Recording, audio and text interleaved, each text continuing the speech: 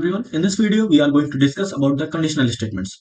हमने अपने पिछले वीडियो में देखा था कि कंडीशनल स्टेटमेंट्स क्या होती हैं और उसके कितने टाइप्स हो सकते हैं और वो कैसे कैसे वर्क करती हैं।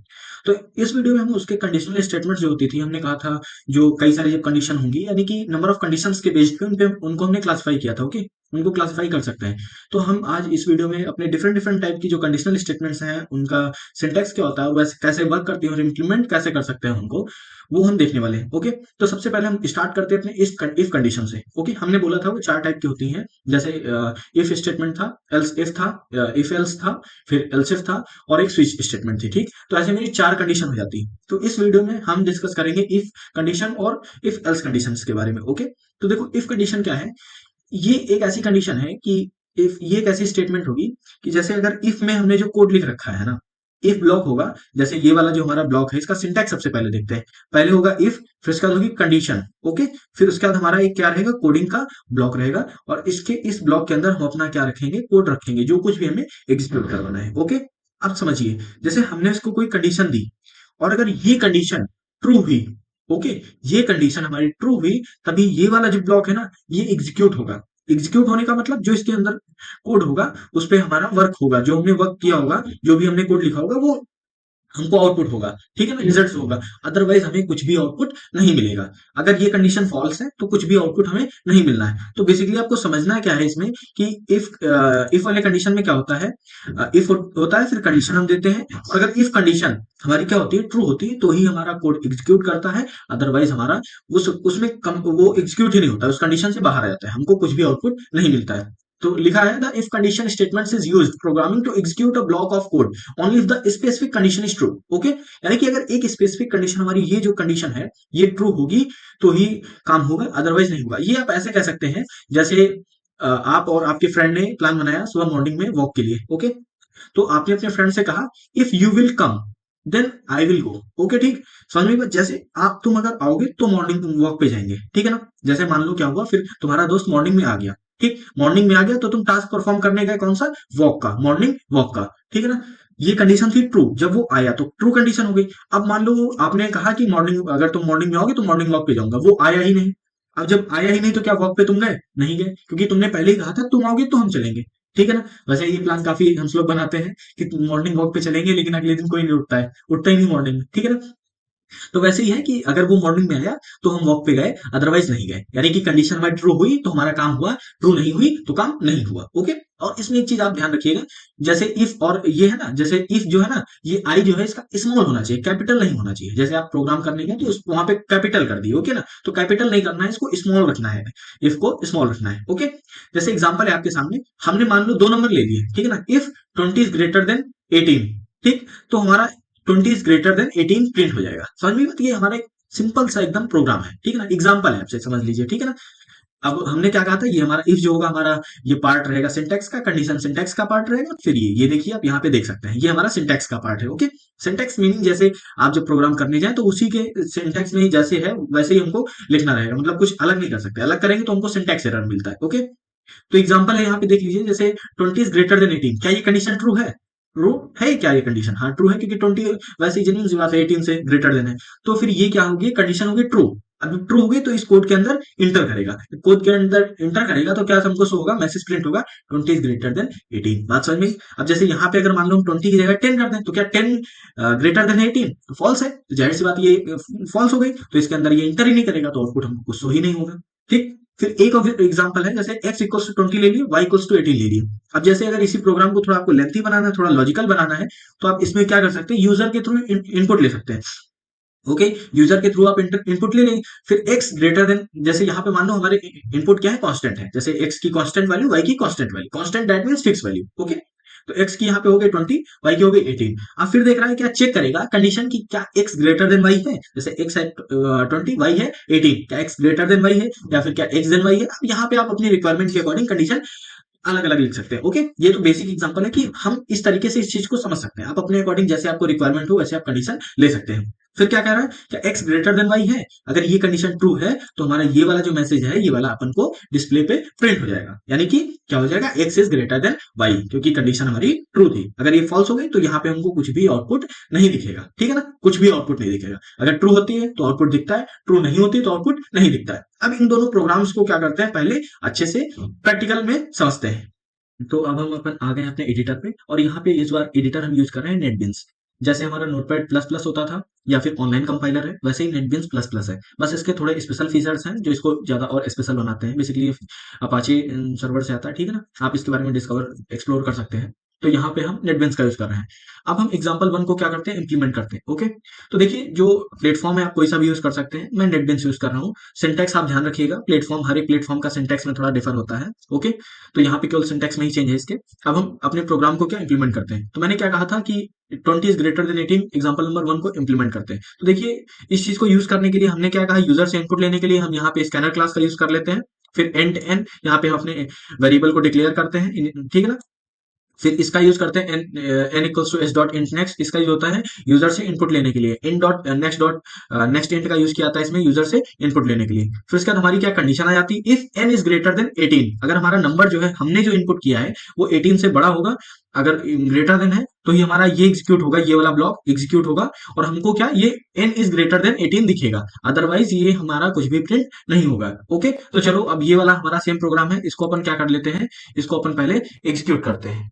अब हमने यहाँ पे एग्जीक्यूट कर लिया है। अब देखिए हमारे सामने आ गया रन। अभी हमको कोई मैसेज प्रिंट नहीं हुआ है कि इंटर नंबर एन, क्योंकि हमने ऐसी कोई वो नहीं दी है, ठीक है ना, इंस्ट्रक्शन इसको नहीं दी है। ओके, मैसेज को प्रिंट नहीं करवाया। तो अब हम अब इंटर नंबर करते हैं, वो 20 कर देते हैं। ओके, 20 करके इंटर कर दिया। अब देखो जो 20 था हमारा यहाँ पे, यानी कि इस प्लेस पे हमारा आ गया यहाँ पे 20। अब क्या 20 ग्रेटर देन 18 है, यानी कि है, तो फिर इसीलिए हमको क्या वो आउटपुट जो है हमारा वो शो हो जाएगा। बात क्लियर है, समझ में? जैसे ये देखिए एन हमने इंटर किया एन 20, फिर क्या आ गया एन इज ग्रेटर देन 18, यानी कि जो 20 है हमारा ग्रेटर देन 18 है, ठीक है ना। एक बार इसको और एग्जीक्यूट करते हैं और वहां पे हम क्या करते हैं, नंबर जो है हमारा 18 से कम रहेगा। अब 18 से कम यानी कि हम 10 इंटर कर दिए, ठीक है ना। अब ये देखो क्या किया 10 इंटर किए तो 10 हमारा फिर आउटपुट कोई रिटर्न नहीं दिया, केवल इंटर हमसे नंबर ले लिया लेकिन आउटपुट कोई नहीं दिया, क्योंकि इसमें ये जो कंडीशन है ना, हमने क्या कहा था, कंडीशन अगर फॉल्स हो जाएगी तो हमको ये कोई भी आउटपुट नहीं देगा, ठीक है ना। जैसे ये वाली कंडीशन फॉल हो गई तो ये वाला हमारा ब्लॉक एग्जीक्यूट ही नहीं हुआ।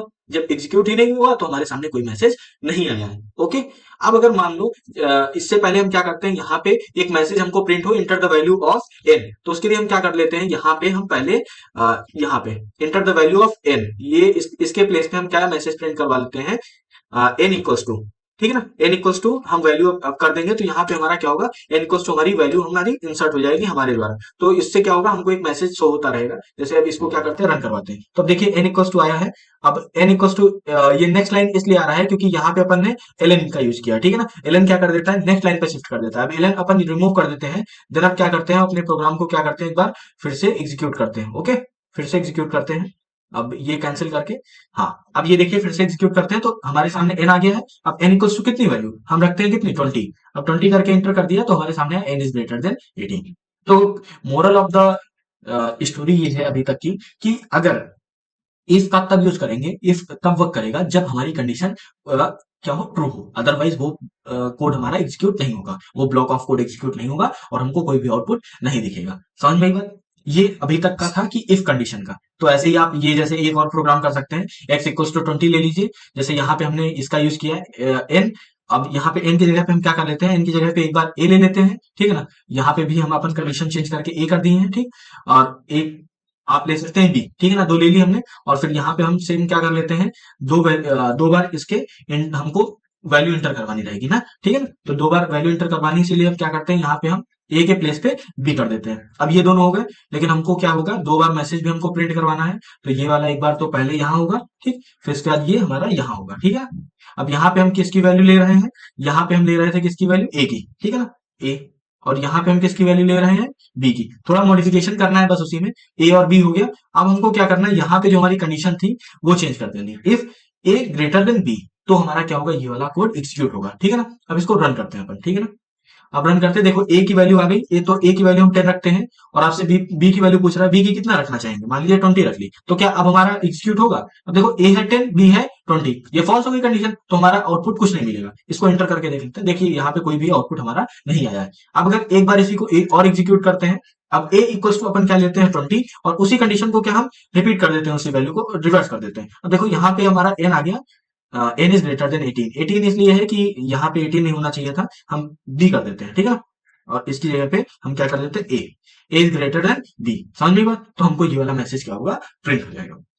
तो अगर हमारी इफ कंडीशन ट्रू है तो ही हमारा वो कोड एग्जीक्यूट होगा, अदरवाइज वो नहीं होगा। अब देखिए जब हमारा, अगर मान लो ये कोड हमारा क्या होगा, ये फॉल्स हो जाता है तो हमको कोई मैसेज प्रिंट नहीं होता है। अगर हम चाहें कि हमारा, अगर जब ये कंडीशन फॉल्स हो जाए तो हमारा एक मैसेज प्रिंट हो कि हाँ ये ऐसा सिनेरियो है, तो उसके लिए हमारी यहाँ पे आती है एल्स कंडीशन। समझ में बात? अब ये देखिए आपके सामने यहाँ पे एल्स कंडीशन है। एल्स कंडीशन क्या है? If else condition statement. जो हमारा दूसरा टाइप था वो कौन सी थी? इफ एल्स कंडीशन थी। तो उसी को अब डिस्कस कर लेते हैं। क्या है इफ एल्स कंडीशन? क्या है? Used to else statement to specify a block of code to be executed if the condition is false। समझ में बात? तो कहने का मीनिंग क्या है, ये इसलिए स्पेसिफाई की जाती है कि मान लो हमारी इफ कंडीशन जो है अगर वो वर्क नहीं करती है, जो हमारी स्पेसिफाई ब्लॉक ऑफ कोड थे वो अगर वर्क नहीं करते हैं, तो वहां पे हमारी एल्स कंडीशन क्या होती है, एग्जीक्यूट होती है। अभी तक इसमें क्या होता था कि अगर हमारी कंडीशन फॉल्स होती थी तो हमको कोई आउटपुट नहीं मिलता था। अब अपन को क्या होगा, अगर कंडीशन हमारी फॉल्स भी है तो हमको एक मैसेज प्रिंट होगा, your condition is not true. Okay, समझ में बात? अब हम क्या कर लेते हैं इसके लिए एल्स, जो यहाँ पे आप देखेंगे सिंटेक्स क्या था, इफ था, फिर कंडीशन था, फिर ब्लॉक ऑफ कोड होता है, फिर उसके बाद क्या हो जाता है, यहाँ पे एल्स आ जाता है। देखिए एल्स फिर ब्लॉक ऑफ कोड। ओके, यानी कि अगर इफ कंडीशन ट्रू हो गई तो ये वाला ब्लॉक ऑफ कोड एग्जीक्यूट होगा, और अगर ये ट्रू हो जाती तो यही एग्जीक्यूट होगा, फिर एल्स तक नहीं पहुंचेगा। ओके, अब अगर मान लो इफ कंडीशन फॉल्स हो गई तो एल्स पे आता है, ठीक। इफ फॉल्स होने पे एल्स पे आता है, ठीक है ना। जब इफ वाली कंडीशन नॉट ट्रू होगी यानी कि फॉल्स होगी तभी एल्स पे आएगा, ठीक है ना। अदरवाइज एल्स कंडीशन कभी एग्जीक्यूट नहीं होगी। अब एग्जांपल से देख लेते हैं।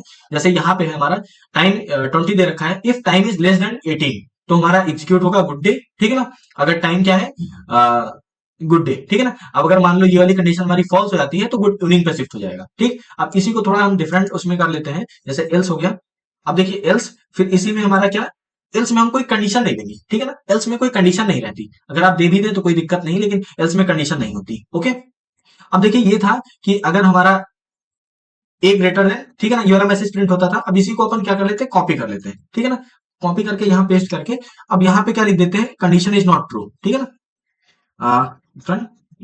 Condition is not true. अब ये इसका मीनिंग क्या है, ये अब हमको एक मैसेज प्रिंट हो जाएगा, ठीक है ना। जैसे उसमें क्या होता था, मैसेज नहीं प्रिंट होता था। अब इसको एग्जीक्यूट करते हैं। अब देखो ए की वैल्यू हमने क्या डाली, 10 कर लेते हैं। बी की वैल्यू क्या कर लेते हैं, 20 कर लेते हैं, 20 कर लेते हैं। ओके, अब देखो कंडीशन इज नॉट ट्रू। क्यों नहीं ट्रू भैया? क्योंकि हमने कहा था ए अगर ग्रेटर देन बी है तो हमारी ए की वैल्यू कितनी थी, ए की तो वैल्यू थी हमारी 10 और बी की थी 20। ए की है 10, बी की 20, क्या 10 जो है 20 से ग्रेटर देन है, यानी कि ये कंडीशन हो गई फॉल्स, तो ये एग्जीक्यूट ही नहीं हुआ। जब ये एग्जीक्यूट नहीं हुआ ये वाला ब्लॉक, तभी हम कहां पहुंचे, एल्स कंडीशन पे पहुंचे। और एल्स कंडीशन में हमारा आउटपुट क्या आना चाहिए, ये जो इसके अंदर लिखा हुआ है, क्या लिखा हुआ है, कंडीशन इज नॉट ट्रू।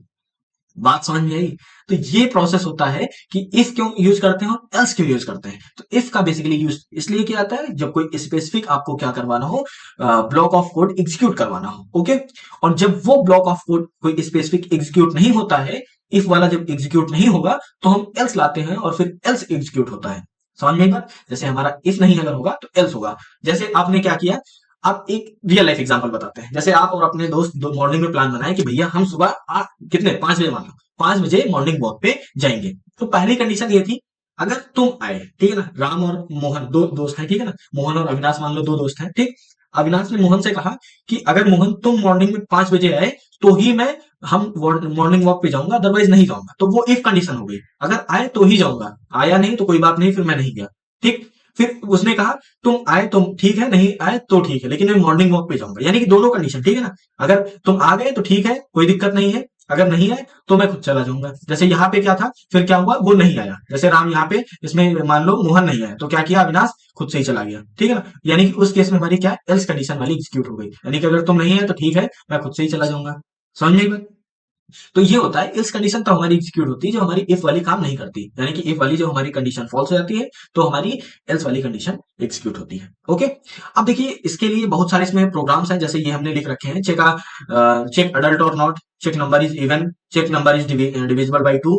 अब देखिए इसी में अगर हम मैथमेटिक्स जोड़ दें इस कंडीशन के प्लेस पे, जो यहाँ पे हमारी कंडीशन होती है, यहाँ पे अगर हम मैथमेटिक्स और स्ट्रॉन्ग ऐड करते हैं तो यहाँ से हमारी क्या कॉम्प्लेक्स प्रॉब्लम जो है, अच्छे लेवल के जो प्रोग्राम्स हैं वो बनने लगते हैं। अभी क्वेश्चन प्रैक्टिस के लिए जो इसके 10 प्रोग्राम है और ये जो हमारे बेस्ट कंडीशनल प्रोग्राम्स हैं, और फिर इसका इंटरमीडिएट जो है, यानी कि ये बेसिक लेवल के हैं और जो इंटरमीडिएट के हैं, ठीक है ना। ये अभी देखिए हमारे सामने कितने अप्रोक्सीमेटली कितने प्रोग्राम्स हैं, 10 10 20 10 30 प्रोग्राम है। तो इसमें से लगभग 20 प्रोग्राम मैं करवाऊंगा और 10 आपके लिए रहेंगे वर्क। और इनको किस तरीके से करते हैं वो हम नेक्स्ट वीडियो में देखने वाले हैं। ये था कि केवल हमारी इफ और एल्स स्टेटमेंट्स क्या होती हैं और वो कैसे काम करती हैं, ठीक है ना, हम उसका यूज क्यों करते हैं। ओके, तो नेक्स्ट वीडियो में हम इसके जितने भी टास्क हैं, जितने भी प्रोग्राम्स हैं, उनको बारी बारी से पहले मैन्युअली देखेंगे, मैन्युअली जैसे रिटर्न करके देखेंगे कि क्या इसका सोल्यूशन हो सकता है। देन उसके बाद उसके हम प्रॉब्लम्स बनाएंगे और उसको अपन एग्जीक्यूट करने वाले हैं। तो बाय बाय तब तक के लिए, फिर हम नेक्स्ट वीडियो में मिलते हैं जिसमें हम प्रैक्टिस करेंगे और आप इस लेक्चर को अच्छे से रिवाइज कर लीजिएगा।